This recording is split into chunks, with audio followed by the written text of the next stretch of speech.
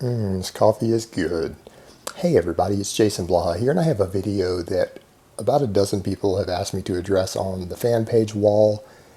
I went and watched it, and I'm going to have to completely disagree with Jerry here, and I'm actually going to have to say that as much as I may have liked Jerry in the past, this is probably the single most morally bankrupt video I have ever seen Jerry do, and I'm actually really shocked.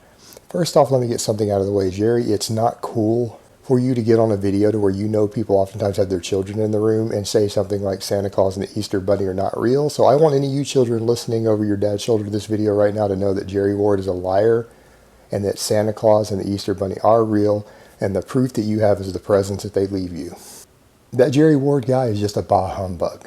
Now, on to this point about the fact that fake natties and people lying about their anabolic use is good for the younger guys, that it's good for them, that it helps them, because it not only doesn't encourage them to go get on boatloads of gear, because if they knew these people were all on drugs, they would all get on drugs, and as if Jerry Ward himself didn't start at a young age and doesn't abuse steroids at a couple grams a week. But let's set that part aside. Let's just set that aside and go to the other points, because we know that's a nonsense argument that there will always be a supply and demand there. And if more of these teenagers are wanting to use gear, the demand's going to go up, and then it's going to get more expensive for everyone. And these teenagers are not going to be able to afford it.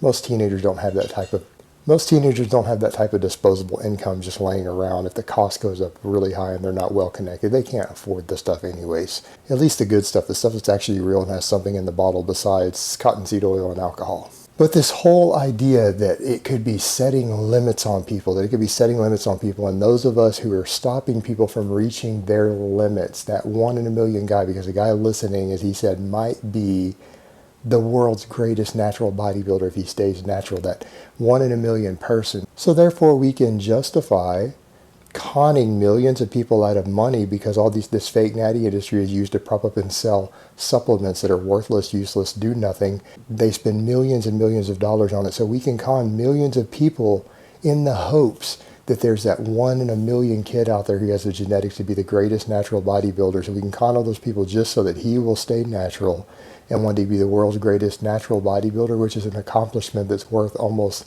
nothing in the grand scheme of things. It's not like the world's greatest natural bodybuilder will ever receive the publicity or money of an NFL player. So this idea that someone could be the greatest in a fringe sport and that makes it acceptable to just con millions of people out of their money and lie to them and cheat them is totally acceptable for that purpose. It just baffles the mind when the overall greater good is harmed so that one individual might be great at a fringe competitive endeavor that most of the world has never even heard of and doesn't even know about for the most part. Makes a lot of sense to me. But it goes back to the other point, is that, and this is the thing that really bothers me, is that Jerry with all of this implied that all of his followers, and this is what the whole industry implies, that all of their followers and customers are like naive little children who believe in Santa Claus. And that's really and truly how they think of you. And that's why these guys are all okay with the fake natty thing, because they think that all of you out there who are listening, all of the viewers, all of the people who might be buying their products are little children, and that you have the cognitive ability and reasoning ability and intellectual capacity of a 6-year-old child. And that is what he implied, and that's what he admitted. That's what slipped out of the video, is that's really and truly how Jerry thinks of his audience. And that's how he thinks of all the people out there that the fake natties are fooling, that they're naive little children that they can exploit and capitalize upon. So there's the truth of it. The truth is out. That is how Jerry, who's part of this industry pretty much now, and this entire industry think of you. And the sad part is, a lot of that actually seems to be true. All right, guys, well, that's really all I have to say on that today. I hope it's been informative, and I will talk to you guys next time.